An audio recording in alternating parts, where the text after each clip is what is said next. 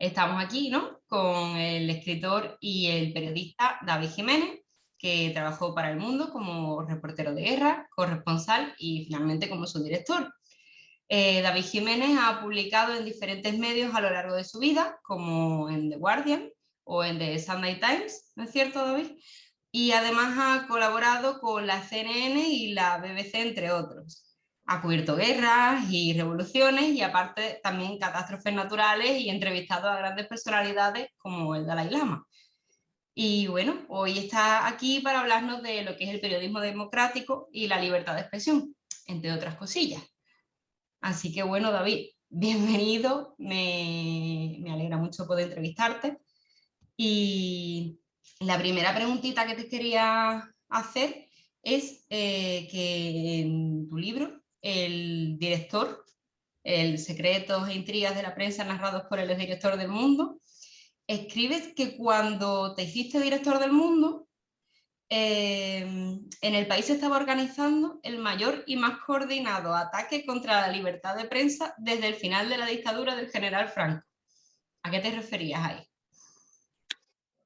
Bueno, muchísimas gracias por invitarme, lo primero. Es un gusto estar contigo. Y me refería a que después de haber estado como reportero durante 20 años, viajando a muchas dictaduras, cubriendo conflictos, guerras y regímenes autoritarios en Corea del Norte, en China, en Birmania, en tantos sitios, uno no esperaba tener que defender la libertad de expresión y la libertad de prensa en tu propio país. Es decir, en España, un país europeo, democrático, occidental, una democracia liberal.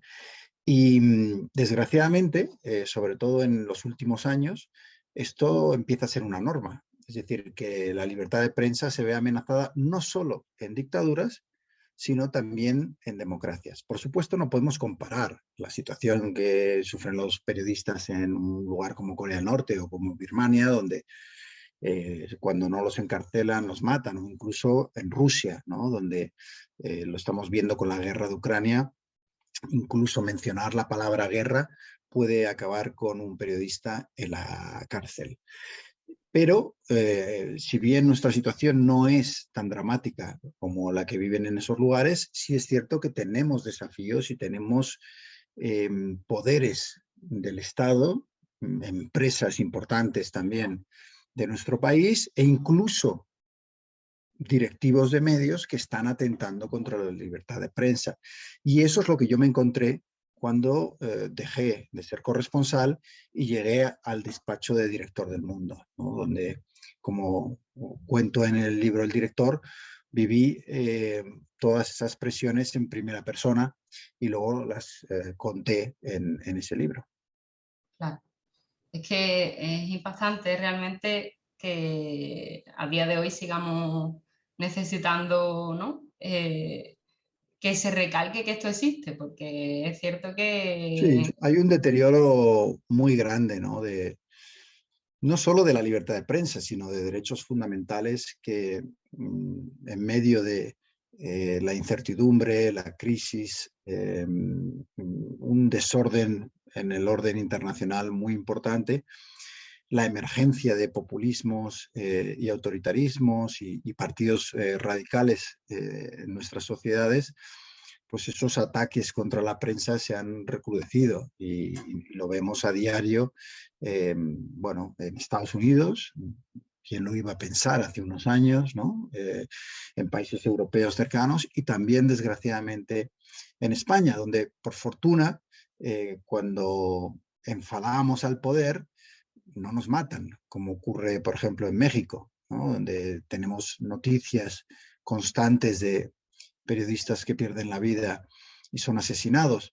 Pero sí es verdad que en España es muy fácil perder tu puesto de trabajo si enfadas a los poderes económico o político del país. Claro. También te quería preguntar, también del libro, hay un momento en el que te estás diciendo a ti mismo lo siguiente, ¿no? Te dices: ¿conspiraría y traicionaría como había visto hacer a otros por conservar mi pequeña parcela? ¿Confundiría mis intereses con el proyecto noble y necesario que era un periódico? ¿Me convertiría también yo en uno de ellos. Me interesa en concreto la parte en la que dices como había visto hacer a otros, ¿no? O sea, teniendo en cuenta esto, esta pregunta que te haces, ¿cuántas veces dirías, o por lo menos con qué frecuencia dirías que se vulnera la libertad de expresión a diario en cualquier medio de España? Bueno, el periodismo es una lucha diaria contra los demonios del cinismo y la desilusión y el desencanto. Cuando tú te dedicas a contar la verdad, siempre te vas a encontrar gente que va a intentar ponerte obstáculos. Bueno, eso uno lo puede entender, ¿no? Pero es verdad que quizá lo más decepcionante es cuando esos obstáculos vienen de dentro, vienen de nuestra propia profesión, ¿no? En ese pasaje del director que estabas leyendo me refería en concreto a eso, ¿no? A esas personas que dentro del periódico habían renunciado a los valores, a la ética profesional, a cambio de una promoción, de un despacho, de subir y demás, ¿no? Y eso es quizá una de las partes más tristes de nuestro oficio. Y eso ocurre en muchas de las redacciones de nuestro país. También es verdad que hay gente con muchísimo valor, dignidad, que ejerce su trabajo de una manera responsable y pensando siempre en el interés de los ciudadanos, pero desgraciadamente en los últimos años, con la debilidad de los medios, con el poder creciente que tiene el dinero y las empresas para influir en el contenido periodístico, con directivos de medios que no tienen ningún interés en el periodismo o en la verdad, que están todo el día medrando con el poder y que lo que quieren es herramientas de manipulación y de compadreo con los poderes. Bueno, digamos que eso ha contaminado mucho Ya. el objetivo original de los periodistas, que es contar la verdad. La verdad que sí, ¿no? Tienes toda la razón en eso. Yo te quería preguntar también si concretamente tú como periodista en algún momento has tenido que censurar, omitir, corregir algún tipo de información para que te dejaran o para poder publicarla. Bueno, los corresponsales normalmente tienen menos problemas con la censura que las personas que cubren información política nacional en sus propios países. Yo tuve la suerte durante casi 20 años de ser corresponsal en la zona de Asia y evidentemente ni a los políticos españoles, ni a los empresarios, ni a los jefes que yo tenía en el periódico les importaba demasiado lo que hacía, ¿no? Si estabas cubriendo la guerra de Afganistán, por ejemplo, bueno, pues no sentías esa presión. Cuando yo noto de verdad esas presiones que tú mencionas es cuando llego a la dirección del periódico, porque entonces sí, tengo que empezar a tomar decisiones sobre partidos políticos, sobre grandes empresas del IBEX, sobre otros medios de comunicación, y ahí es donde me encuentro de repente esas presiones para intentar o bien que no des ciertas informaciones o que suavices otras, que trates bien a este o a aquel, ¿no? Y bueno, ante tu pregunta de si lo hice o no, yo creo que la respuesta es evidente. Solo duré un año como director del Mundo porque me negué a aceptar esas presiones. Si las hubiera aceptado, todavía sería director del Mundo, porque ahora lo que se busca en los periódicos precisamente es gente que cuando recibe presiones o indicaciones desde arriba, bueno, pues bajen la cabeza y las acepten. Que sean mansos, ¿no? Que acepten, que Sí, se sometan a lo que hay es lo que hay. bueno, la docilidad en estos tiempos que corren, pues es bien vista por aquellos que quieren controlar los medios. Pero es que los periodistas somos justo lo contrario a la docilidad. Tenemos que ser ferozmente independientes y equivocarnos, porque nos vamos a equivocar, en una búsqueda obsesiva de la verdad, afecte a quien afecte. Y ese principio tan básico del periodismo, bueno, pues hoy nos encontramos que se ejerce de forma excepcional y que son más los que están, bueno, o muy significados hacia un partido, o muy comprometidos con unas empresas, o sometidos a las órdenes que dan directivos de medios que no saben absolutamente nada de periodismo. Y en relación con esto y con la otra pregunta que te he hecho hace un momento, es verdad que, bueno, como periodista me comentas que en principio pues no hacías caso a esto tal y cual y por eso duraste menos, ¿no? Como siendo director. Pero como director, teniendo gente a tu cargo, ¿alguna vez le has tenido que pedir a algunos de los periodistas que estaban precisamente a tu cargo que no publicasen algo o que lo modificaran? ¿Alguna vez te has visto en esa tesitura? ¿O no No, las... en mi caso, eh, por supuesto, di instrucciones y hubo cosas que publiqué y cosas que no publiqué, pero siempre con un baremo ético y de rigor y profesional. Bueno, yo estoy seguro, y de hecho en el director lo cuento, que en varias ocasiones me equivoqué. Pero claro, nosotros publicábamos 500 noticias al día entre web y papel. Sería impensable. eh, Soy muy malo en matemáticas y no sé hacer ahora mismo la cuenta, pero multiplica eso por 365 días y te salen miles de noticias. Seguro que cometimos errores. Seguro que hubo cosas que debería haber publicado que no publiqué. Pero en todo caso, el criterio para tomar esas decisiones fue siempre periodístico y siempre tuve en cuenta el interés de los lectores. Es verdad que cuando un periódico está en dificultades económicas, como era el caso del Mundo y del resto de periódicos, tu capacidad para resistir ciertas presiones es menor.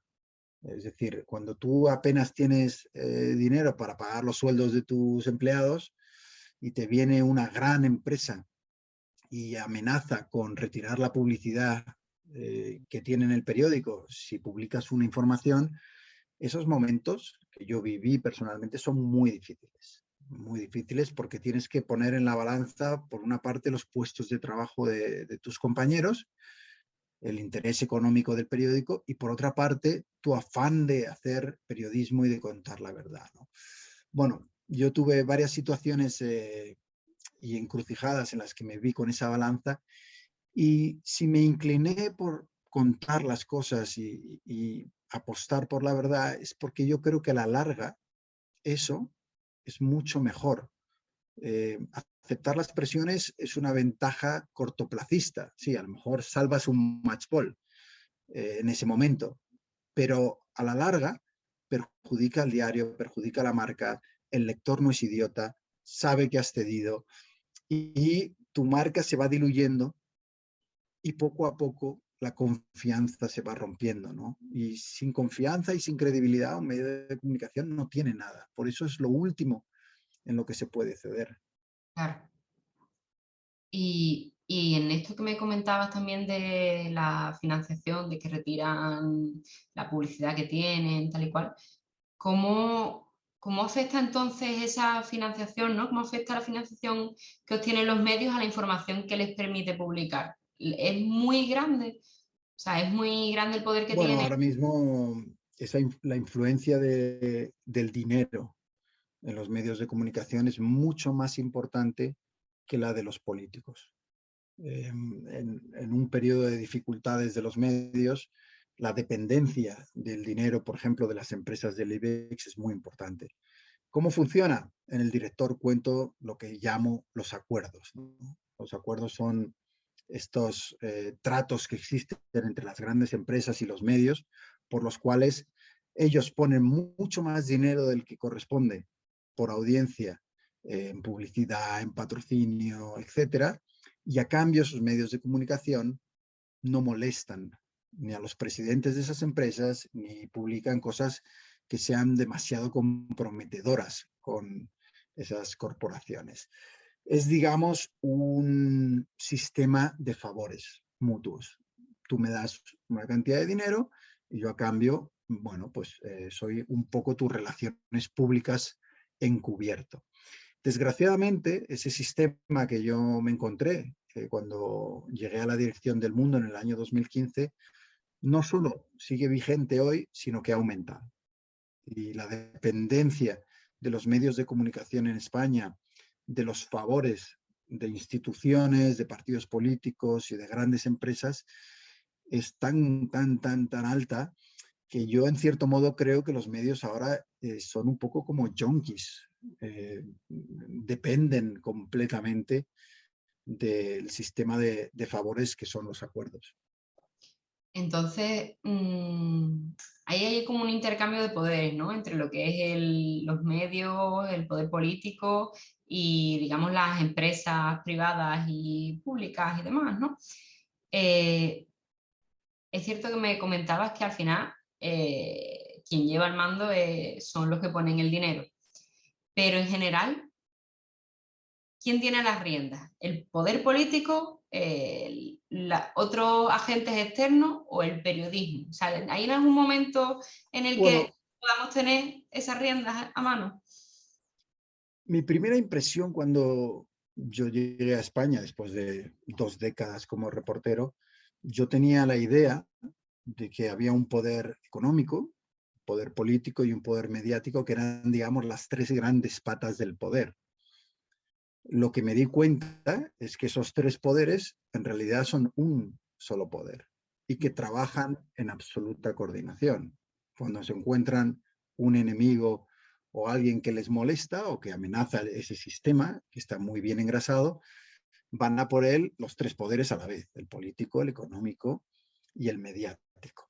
Entonces, no es tanto que sea uno u otro, es que yo creo que sus intereses son los mismos y que están totalmente relacionados. Hay una parte del director que no me acuerdo exactamente cómo es la frase, pero viene a ser un poco como el poder político depende del poder económico, el poder económico depende del poder mediático, el poder mediático a su vez hace favores al político y es como una cadena en la que están vinculados los intereses de esos poderes, ¿no? Y por eso empujan hacia afuera y expulsan a cualquiera que intente desafiar ese poder. Y ahí es donde el periodismo se encuentra en serias dificultades, porque si fuera el poder político y el poder económico por un lado, y tuvieras un poder mediático a otro, enfrentado a esos dos, bueno, pues tú podrías decir, oye, es un 2 contra 1, a ver qué tal nos va. Pero es que el problema es que el poder mediático también es parte de esos 2 poderes y está entrelazado. De hecho, hay empresas del IBEX que son propietarias de grandes medios en España, ¿no? Entonces, eso es lo que hace tan difícil ejercer el periodismo con independencia en España, ¿no? Esos vínculos que tienen los medios de comunicación y sus directivos con esos otros 2 poderes. Podemos decir entonces que la subyugación, ¿no? El enlace que tienen con esos objetivos que me comentas, que los comparten, ¿no? Con los otros poderes que al final lo hacen uno solo, es lo que mata al periodismo, ¿no? En sí, lo que mata la Bueno, labor. el periodismo tiene, para ser efectivo, tiene que funcionar fuera del sistema, fuera del establishment, fuera del poder. Si tú te conviertes en parte del sistema, ¿de qué manera vas a criticar o a fiscalizar ese sistema? Si tú ya eres parte de ese sistema, si tus intereses coinciden con los de los políticos y los empresarios, entonces tu línea de contenido también va a coincidir con lo que a ellos les interesa que tú publiques. Bueno, hay excepciones, por supuesto, y hay periodistas y medios que intentan deshacerse de esas ataduras, pero son minoritarios. El sistema, digamos, está engrasado para que esos intereses sean comunes y es muy difícil trabajar fuera del sistema. O por lo menos es muy difícil tener un medio rentable si no tienes esos vínculos con esos otros poderes, porque pasa a nivel nacional, pero pasa a nivel de provincias, donde te encuentras pequeños medios digitales ahora que para sobrevivir dependen de una subvención de un ayuntamiento o de una comunidad. Y si enfadas al político local, te quita esa ayuda y el medio muere, ¿no?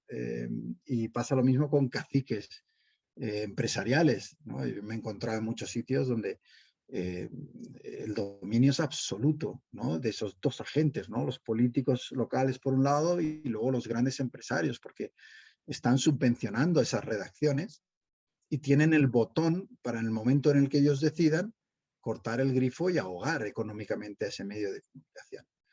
La única solución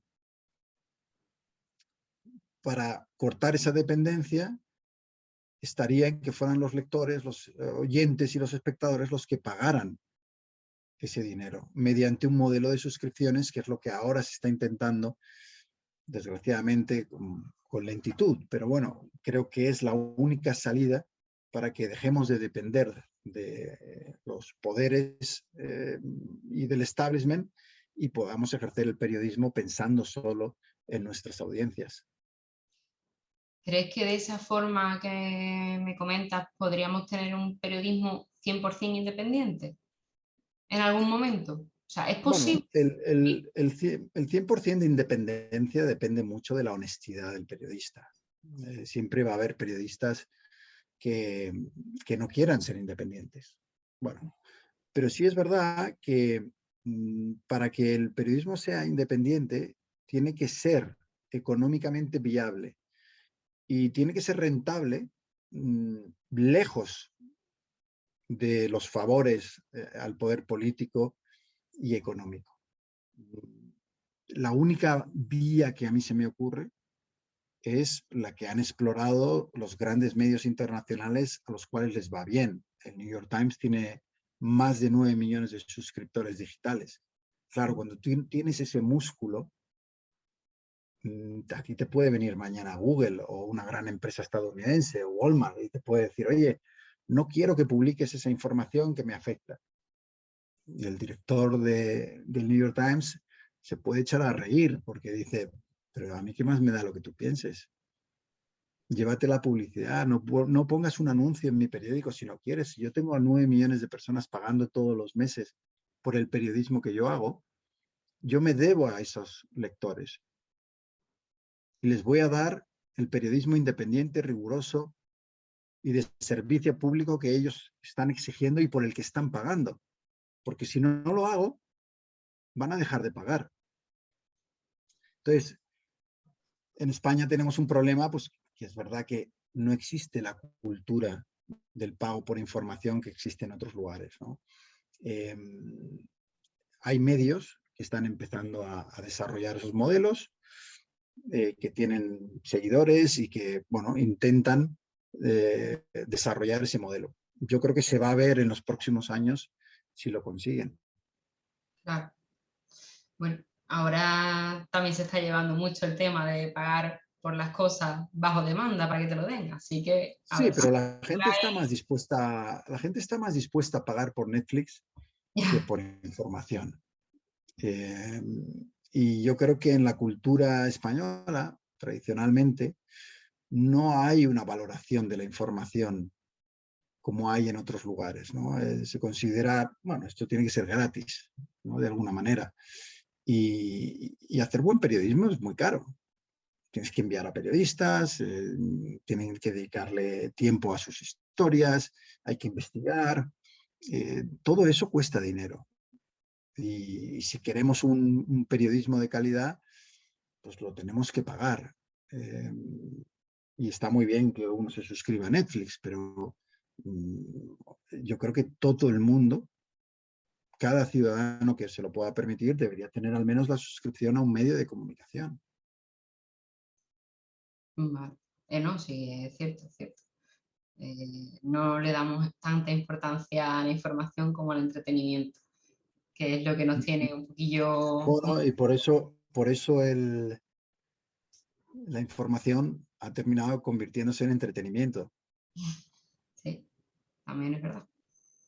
desgraciadamente. Es que al final ya depende, ¿no?, de cada persona. Hay quien llega a lo mejor de un día muy cansado a su casa y lo único que le apetece es no tener que pensar en nada. Bueno, Entonces, pero una eso, serie se pone algo que no, y, y eso me pasa a mí no, y a también. cualquiera, Quiero pero decir que no todo en la vida es información y sobre todo cuando ves que hay crisis, hay guerras, hay... Bueno, yo entiendo que todos necesitamos también entretenimiento, ponernos una serie, escuchar un podcast que no sea algo que te cuente desgracias, leer un buen libro, pero yo creo que un ciudadano que quiera estar implicado en la sociedad y en el futuro de su país, tiene que estar bien informado, porque la información nos sirve para tomar decisiones que son muy importantes. Entonces, yo creo que darle la espalda completamente a la información es una negligencia cívica, en el sentido de que tú al final vas a tomar decisiones que entre todos afectan al futuro de nuestra sociedad y hay que tomar esas decisiones lo mejor informados posible. Y que necesita esa información que sea de calidad, porque es eso, sin... Bueno, ahí lo que tenemos ahora es, tenemos mucho de lo contrario, ¿no? De desinformación. Y por eso la gente, si está desinformada, manipulada o es víctima de la propaganda, no tiene la capacidad suficiente para tomar decisiones. No tiene los elementos de juicio, ¿no? Por eso es tan peligrosa la desinformación. Ahora yo quería preguntarte, dejando un poco este tema y yéndonos más a cuando estuviste dirigiendo El Mundo también, ¿no? O sea, todo va en la misma tónica, pero un poco más a cómo te sentiste, ¿no? Si mientras estabas allí, ¿en algún momento perdiste la fe en la profesión? No, Dijiste, no, durante la dirección del Mundo yo estaba muy ilusionado con el proyecto. Era rescatar un diario que había sido muy importante en los años 90 sobre todo, que había ejercido una labor clave en nuestros primeros años de democracia con la denuncia de la corrupción y que había decaído en muchos aspectos, ¿no? Y yo, que había sido becario del Mundo y que me sentía muy identificado con el periódico, pues la oportunidad de intentar reflotar moral, económica y periodísticamente ese periódico, pues era una ilusión tremenda y en la vorágine en la que uno se encuentra con 1000 incendios a la vez cada día, pues no te paras a pensar ni siquiera si estás o no más desilusionado o no. Al final te llevas golpes, porque es normal, días buenos, días malos. Claro, era un proyecto que necesitaba de tiempo, necesitaba de varios años para llevarse a cabo. Es imposible darle la vuelta a una situación tan dramática como la que vivía el periodismo en ese momento en unos pocos meses. Y yo al llegar al quinto, sexto mes de llegar a la dirección, ya la empresa comunicó un ERE para un tercio de la plantilla, se paralizaron todas las iniciativas que había iniciado desde mi llegada y digamos que el proyecto se truncó y luego hubo una persecución desde fuera y dentro de la empresa para deshacerse de un director que era incómodo y que no obedecía las instrucciones, porque yo me consideraba soberano a la hora de tomar las decisiones editoriales sobre el periódico. Es verdad que las económicas, de marketing, había otros departamentos y yo entendía que ellos tenían que tomar sus decisiones, pero las decisiones editoriales sobre el contenido del periódico solo podían corresponder al director. Y mi empeño en defender esa independencia fue decisiva en mi salida del periódico. te voy a hacer una última preguntilla. Me ha avisado esto de que tenemos ya un poco tiempo, pero es la última y ya te despido, ¿vale? Realmente, con esta salida que tú tuviste del periódico, que bueno, que es verdad que estuviste realmente poquito tiempo, porque un año al final no te da para vivir muchas cosas, pero no para hacer todo a lo mejor lo que te hubiera gustado hacer. Pero cuando saliste, ¿notaste alguna represalia dentro de la profesión o por el contrario, recibiste más apoyo de tus compañeros, de tus colegas? No recibí ningún apoyo. De hecho, ninguna asociación de prensa se interesó por mi caso cuando me acogí a la cláusula de conciencia de la Constitución de otros medios también muy escaso apoyo, y tuve que embarcarme yo en una lucha personal, ¿no? Demandé a la empresa y pleiteé durante un año por defender mis derechos.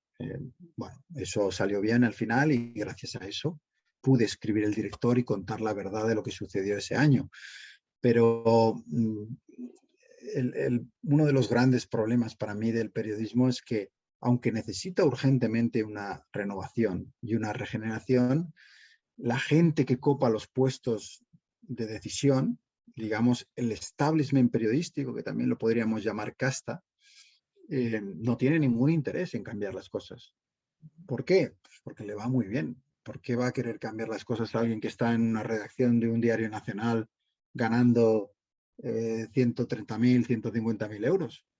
Es verdad que por abajo vienen los jóvenes y están en precario y se les paga 30 euros por un reportaje, pero eso no le importa a los que están establecidos desde hace 3 décadas ahí, ¿no? Y que llevan, digamos, atrincherándose en las reacciones de los medios de mucho tiempo, ¿no? Entonces, no, por eso el libro, el director molestó tanto a mucha de esta gente.